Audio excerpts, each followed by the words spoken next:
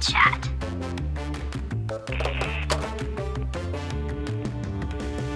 Hello and welcome back to Honey, We Need to Chat. This episode is a little bit different, and if you're watching the video, you'll immediately know why. But for those of you that are just listening, we have a bit of a different format today because Blair is away for work. He is up in Queensland, and instead of trying to cram in a recording session in the very limited time we got together this week and or delaying the episode next week, we thought, what about we look at this like a fun little activity and try a bit of a different format. So this week we're recording separately. We do not know each other's answers. We don't know how each other have responded. And I'm just going to stitch it all together in editing and we'll see how it goes. So it should be a little bit of fun. It might be a little bit of messy, but that's okay. We're here for that. Sorry for the different format. We just thought it would be fun to be a bit creative and make it work with our schedule because life happens and you guys get that. So let's dive right in. We've got some questions we're going to be answering. We've got a Reddit story that we're reflecting on. We'll also have a rapid fire mini quiz later of who is more likely. So keep an ear out for that one because that would be really fun for you to do as a couple as well. And then we've also got at the very end, as per usual, a reality check challenge, just a short one this week to reflect on separately. But you guys get the benefit of hearing both of our answers after I edit it all together. So let's dive right in. All right, firstly, we're going to go through some questions. Where am I and what am I doing? Well, I'm in the usual location other than sitting in Blair's chair. I'm at home and I've just been working. So I have taken a little break to record this episode. Blair will have a different answer, obviously, because he is not here.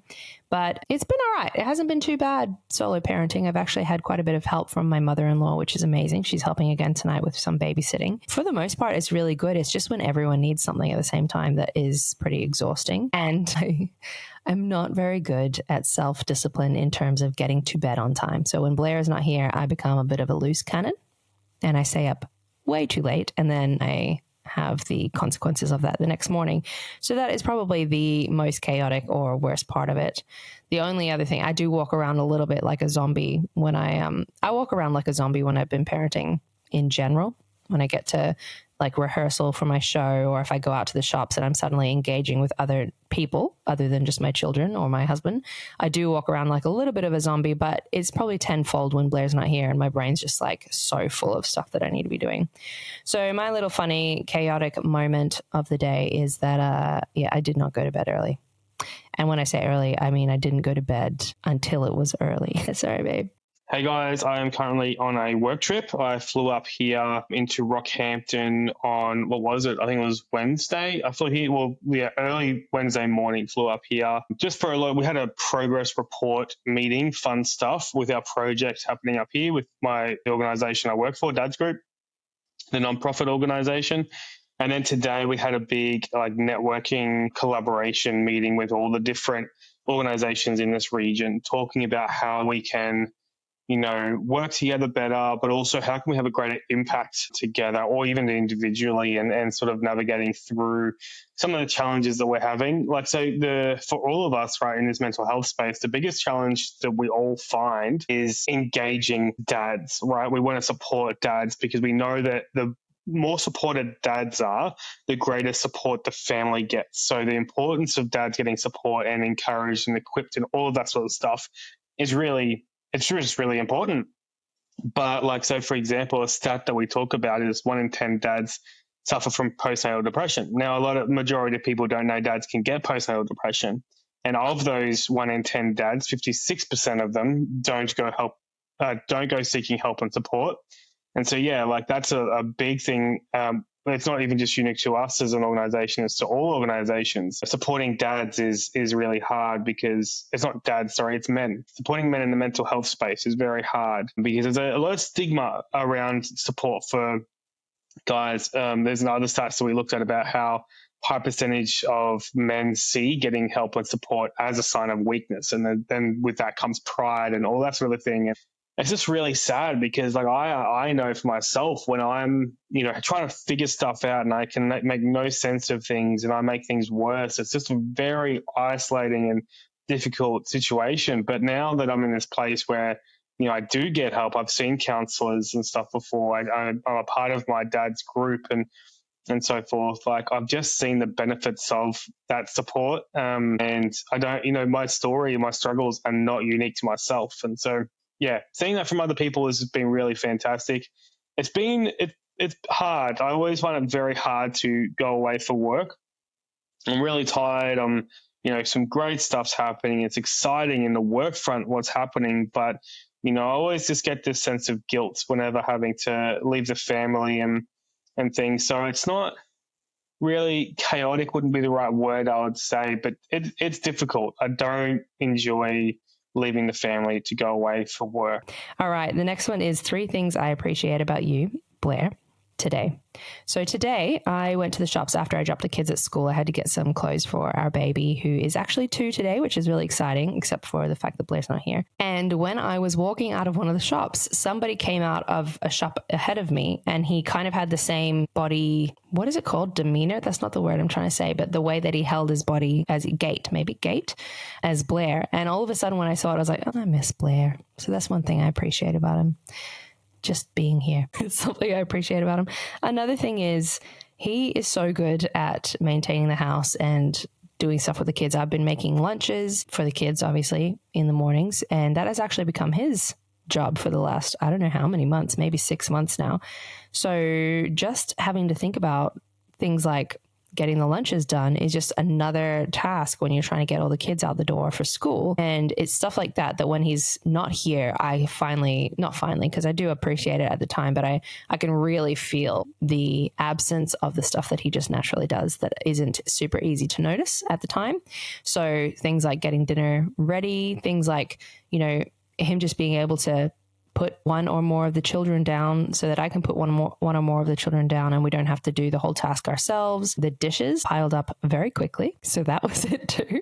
Him not being here to help with some of those things, which he tends to be a little bit more natural at than me anyway. So yeah, definitely stuff like what he fills in the house, just not being here is something that I appreciate a lot about him when he's not here.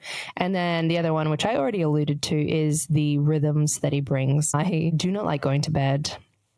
I just don't like it. I don't like going to bed. I like being in bed, but I don't like going to sleep. Is probably a better way of saying this. And my little rebellious 18-year-old still exists inside of me where it gets late and then I just want to stay up later. And I definitely enjoy the late hours of the night. Blair is much, much better at being like, we should go to bed, and then going to bed. So when he's not here, I really am a loose cannon. I also sometimes just float around a little bit like not sure what I'm doing or who I am. Yeah, definitely. That's another thing that I appreciate is his consistency and his rhythms, even though on the nights when he is here and he's saying we should go to bed, I don't always feel like I appreciate it in that moment, but I do appreciate it the next morning. So that's what I appreciate about you, babe. One thing I will say on top of that is I am an introvert, and I do enjoy a lot of time to myself a lot of the time when people talk about things like quarantine for COVID. And I know this is so naive.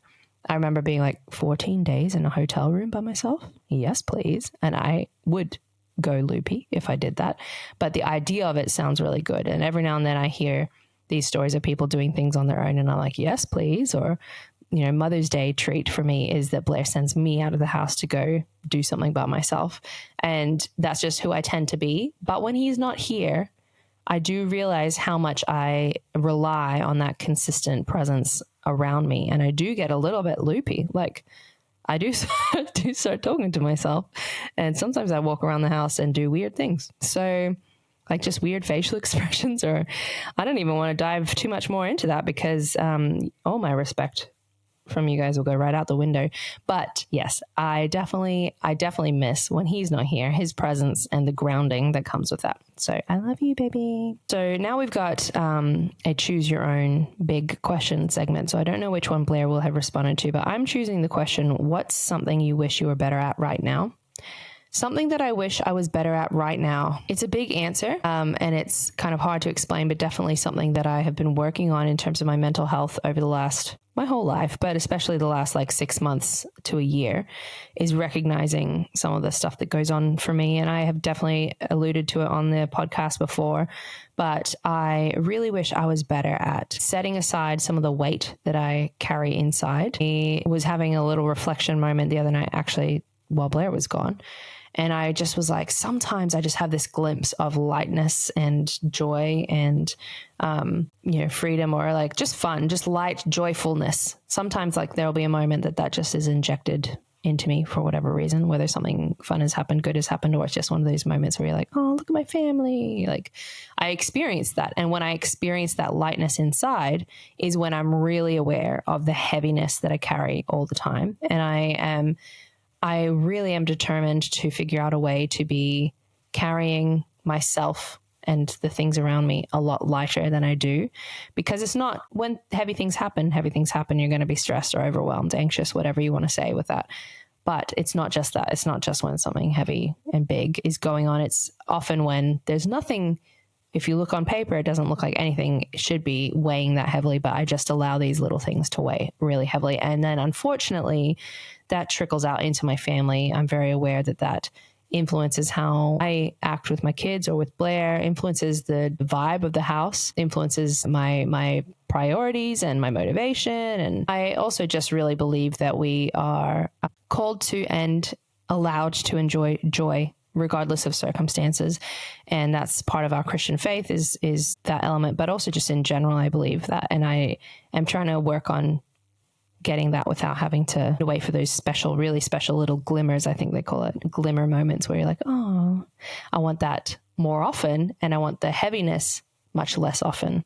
So that is something I wish I was better at for a plethora of reasons. So what does staying connected actually look like when life is busy? That's a great question, and something that, Amy and I have definitely put time in. We are quite intentional, but at the same time, it's very easy to be too busy to think about, you know what I mean? Like it's something that we definitely continue to work on. We're constantly going up and down with busy stages of life, either with kids or work or podcasting or whatever else it is. Like Amy's just done an amazing job setting up her new coaching business, which is absolutely fantastic. But in that comes a real sense of busyness. And she's also doing a theatre. She's doing a show at the theatre, our local theatre, and I'm, doing volleyball once a week as well. And we've got quite busy lives, and I think for us, we have really had to. We always keep catching ourselves. We notice like that we go through a long period in that business where we haven't been intentional, we haven't really connected well, and I think for us, we've just recently gone on our 10-year wedding anniversary. We went away and we were able to reflect on that sort of stuff. We were able to reflect on, well, how are we going? How, what can we do differently? What can we do going forward? What's important in that connection? Like, what does connection actually look like? And we went through a number of different things, different topics and ideas and so forth. But so when it says, like, when the question is, what does staying connected actually look like when life is busy? It varies. We might go through times of date nights could be that. It might be what we need, or just being physically intimate. It might be what we need in that time, or just, close, just spending time. It might be just relaxing, watching a movie or whatever else. It might be going for a walk or whatever. There's not one thing. It's down to what are we needing in that moment. Maybe it's a massage, you know what I mean? Like whatever. It's really having that conversation. We've had to have those conversations to identify what we need in those moments. I think first of all, it's identifying that, hey, we're not connecting. We're busy. We're not connecting. We haven't had that intentional time with each other. Then it's about a matter of like, cool, well, what does that look like for you? And I would share what it looks like for me. And then putting things in place based on what our needs are in that moment. But yeah, there's not one thing. It's whatever's needed in that moment. But what it looks like, actually, to go back to it, is in everything we keep saying, having the conversation, being aware of it, having the conversation, and putting something in place to go forward. All right, now mini memory lane. Share a random or nostalgic memory from your relationship. Bonus if it's funny or awkward. Now, I accidentally overheard I'm saying 2 seconds of Blair's video because I just wanted to check that the audio was okay when it came through. And I just happened to overhear him talking about, I think, this question. Unfortunately, now the only story I can think of is the one I heard him saying, and or ones in the same vein. So apologies for the repeating theme that's probably going to come out. I am not a grot. I just need to make that clear. One thing I will say, this isn't really a memory necessarily. We do not wind in front of each other. It's just neither of us have been really, those really farty kind of people. This is so gross. Or even like really loud burpers or anything like that. We just individually, before we were together, we weren't really into that. And then when we got together, we both aren't into that. So it just got reinforced in our relationship, and we don't do that most of the time in front of each other. I remember early on, just before we got married, I was at a hen's party, and there's a bunch of other women there that I knew that were also about to get married or had just gotten married. And they could not believe that we didn't fart in front of each other. They couldn't believe it. And like, I know it was all lighthearted and fun. I think some people were actually genuinely concerned that we wouldn't do that and that might be a red flag in a relationship. I'm here to say it's not a red flag. And I know that I can if I need to. I just don't like doing that in general.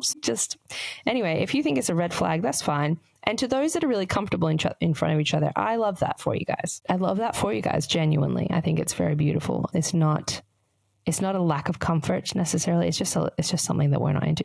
Anyway, that's my little context to it. And I'm sure this is going to resonate through his story as well, considering what I heard him quickly saying. But there's a few instances where, with that lens in mind, it's been very funny and hasn't been made a very funny memory because of kind of our culture as a couple. One of the times being when I was induced with our first, like I had my contractions, it was quite intense. And so I quickly decided to go with an epidural. And so once the epidural happened, I just could not stop farting. I was like, oh, I'm farting. I was on the hospital bed and I was just farting. And it was because I physically didn't feel like I had much control of my muscles on the lower half of my body because of the epidural.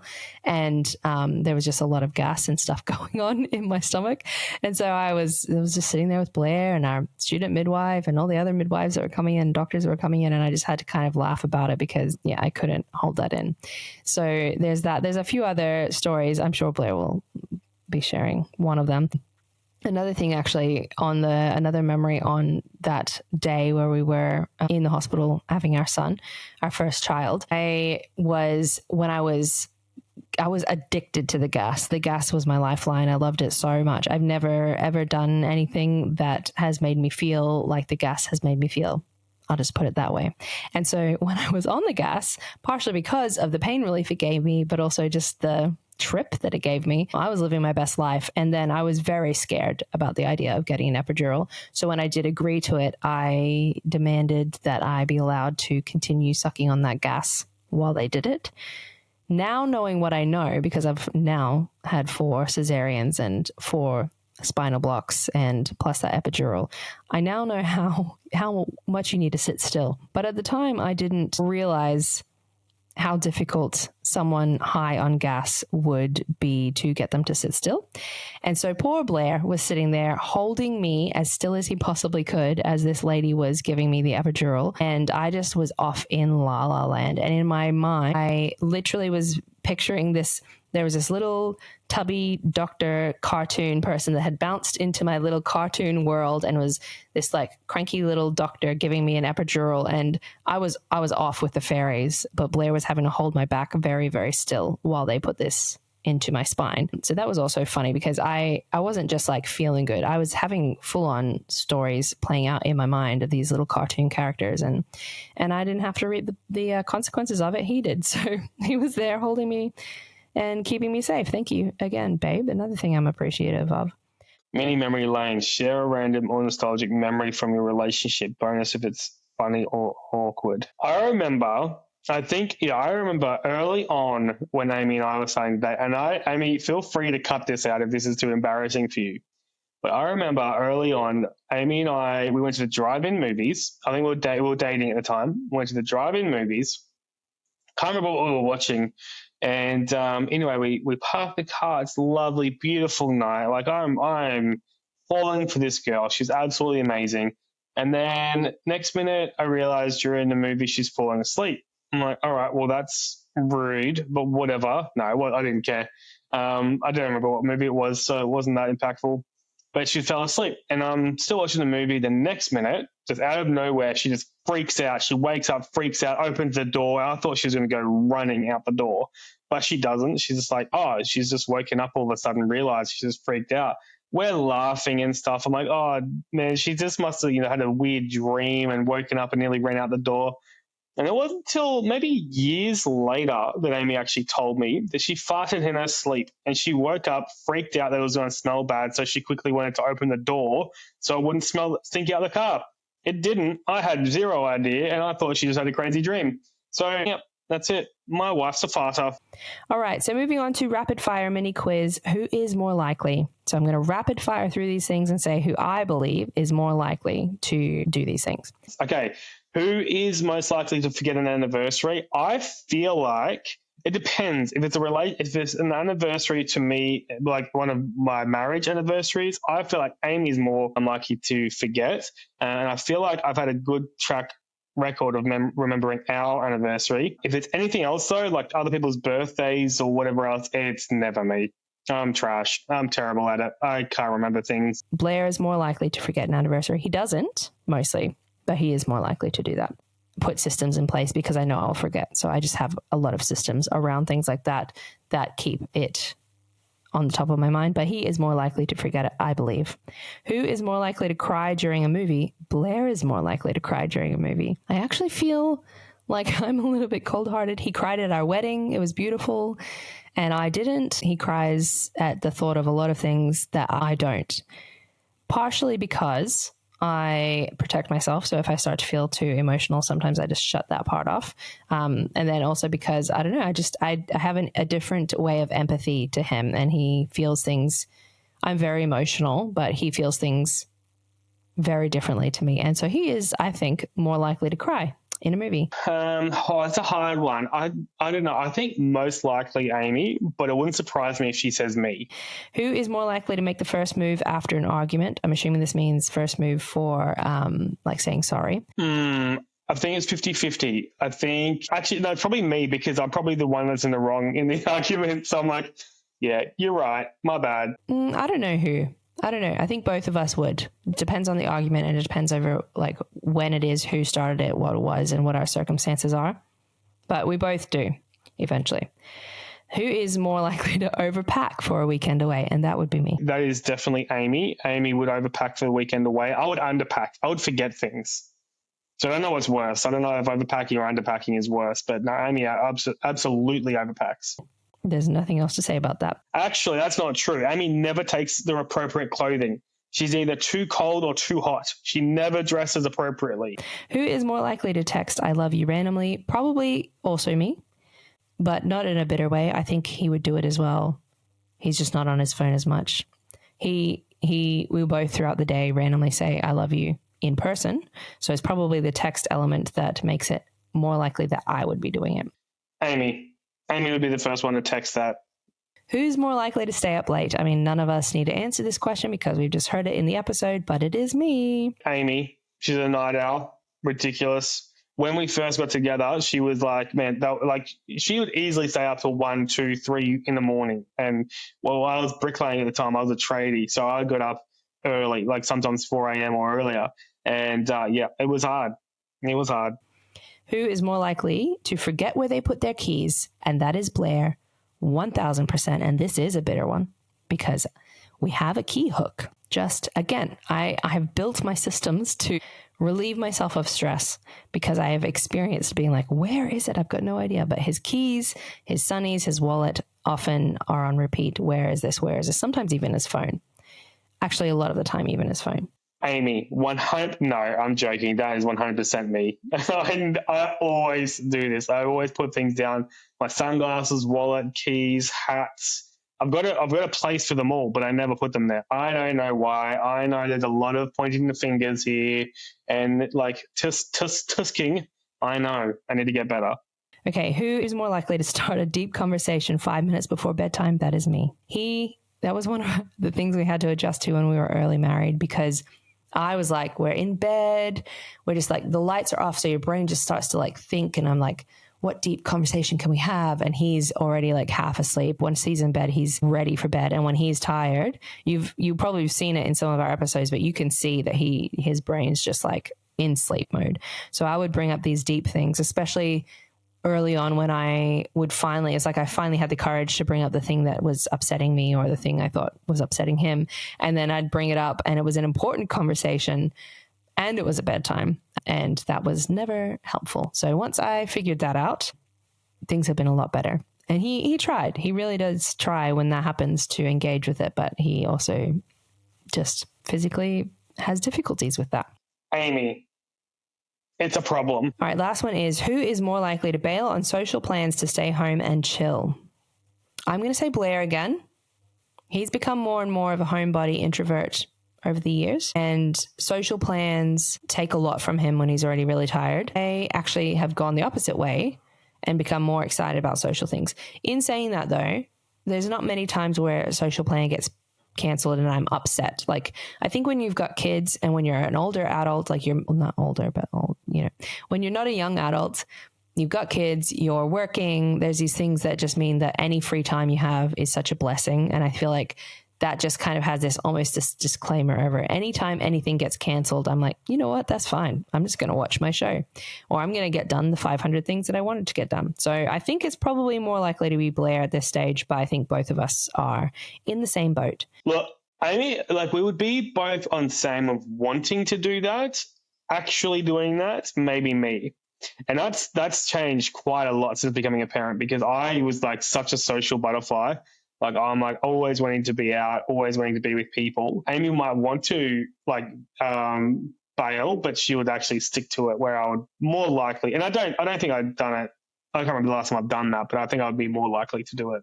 All right, so there we go. That's a rapid fire mini quiz. So you guys can answer that at home.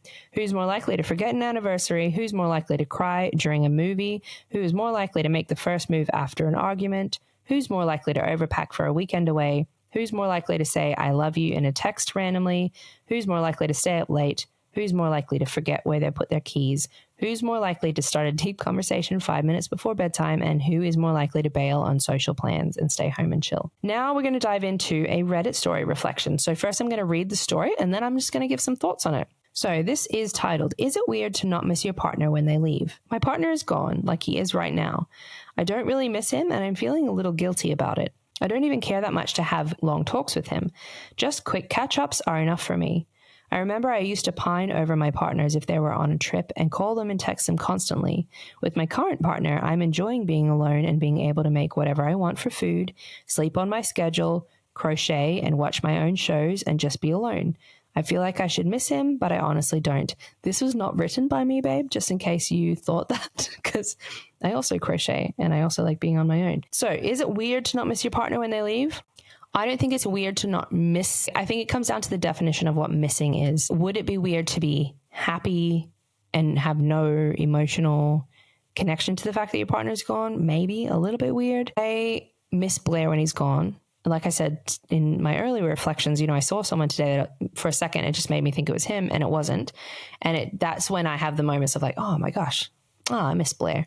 And often by the end of a trip, it's very much like, I just want you home now. I miss the routine. I miss having someone here. I miss having my person. I miss everything that he brings to the family.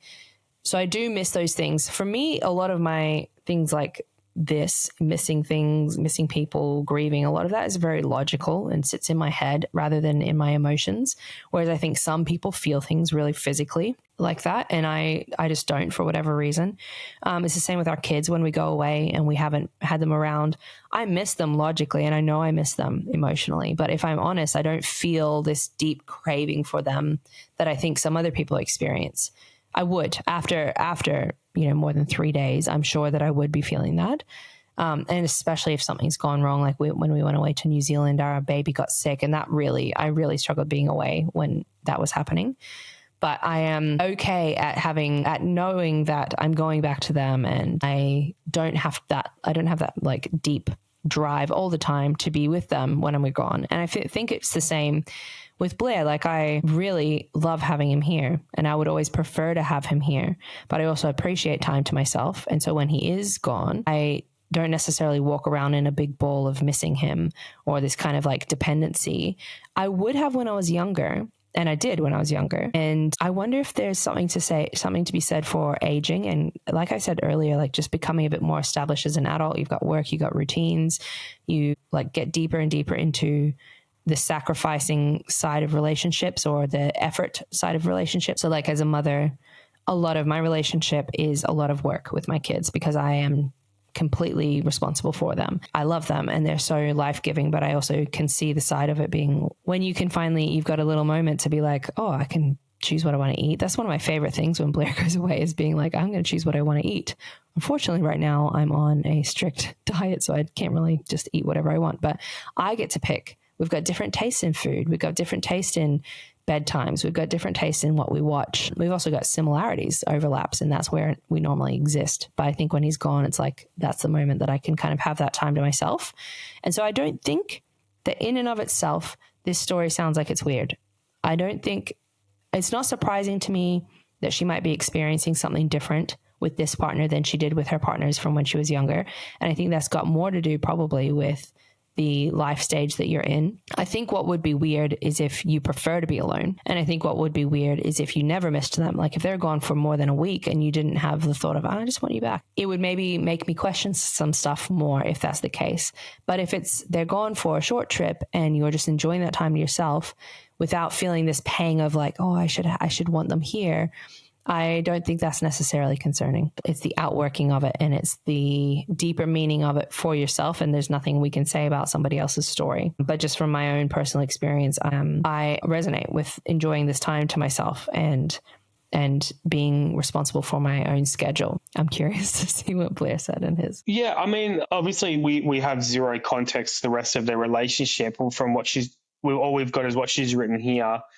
She says she has. I'm guessing pine means like miss them. I don't even remember. I don't even know what that means. Well, I'm going to assume it means that she has missed other partners when they're on a trip and call them and text them constantly. I wonder if that's a telling thing. I wonder if that's something there. Like, why did she miss them and not this guy?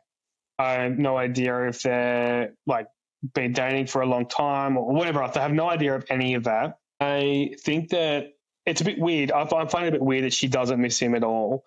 Maybe they're in friend zone. Maybe, I don't know. There's so many things that it could be, and there's not enough information here. I think it's a little bit weird. I think either that she's just not. I wonder what it's like when he's actually around, though. That's probably when I would ask her, what's it like when he is around? Does she love him being around, or is she looking forward to him going away? Then it's a real issue. If she's looking forward for him to go away, then it's a real issue. If it's just that she's not missing him while he's gone, still see it as an issue, but not as much of one. I don't know. Like I said, I really struggle to be away when I'm away. I have no idea if Amy misses me or if it's just so busy and chaotic there that it's just, she just doesn't think about it. But I really hate being away. So I miss Amy. I miss my family. I want to be with them. So this is why I find this one a bit weird. I think asking the question of why is probably important for her. Having your own space is good, and if he's not away often, if he's only away for like a day or so, like maybe it's fine. Like I don't know. There's too many unknowns about this topic here. I would say she needs to probably ask the question, why would she not miss him? I find it weird. I don't know. I don't have much more to say about that. I think it's a bit weird. What do you guys think? Do you guys think it's weird? I'd love to hear from you. All right, now just the last little bit here. We're going to go into the reality check corner. And today is just a little reflection that you can do with yourself and or with your partner later. And we're going to obviously be doing it separately to each other this week too. So the reflection is, what's one way I could show up better in our relationship right now? I think I need to check in more about how Amy's love tank is going. We've talked about it a lot. We've spoken a lot about love languages, and I know Amy's is words of affirmation, or it used to be. And the more I know about love languages, the more I've been learning about them, I know that things can change. And so I'm not sure where that fits. And I don't know how I'm going with that because I haven't asked. But I think just being more aware, creating space to actually ask those questions and to be curious in that way, would be good. I know we've spoken recently about how she, I've asked her recently, like, oh, I'm more actively listening or something. And that's ironic because I can't remember what we were actually talking about.